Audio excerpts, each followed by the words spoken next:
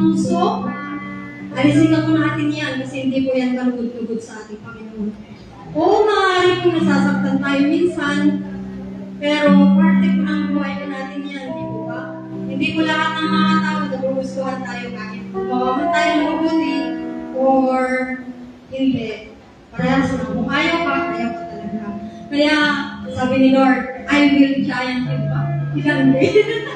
I will giant you. Kaya bahala na po si Lord. Kung sino man po yung mga may ayaw sa atin, bahala na sila. Kaya, tayo ay umabit at magpuri sa ating Panginoon.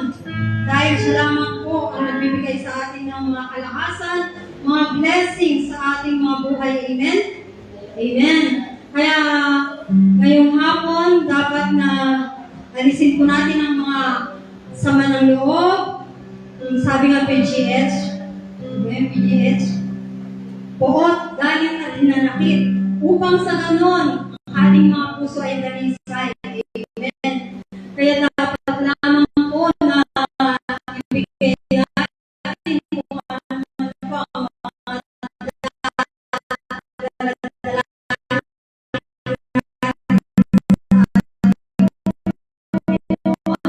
Amen.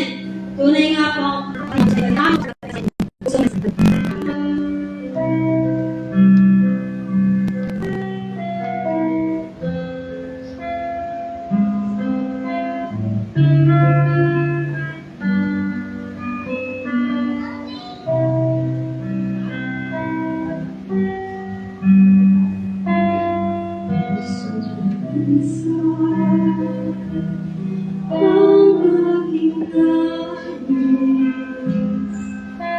Ibigay mo, Diyos, para sa akin.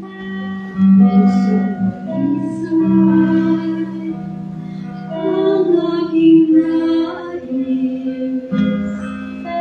Ibigay mo, Diyos, para sa akin. Isang puso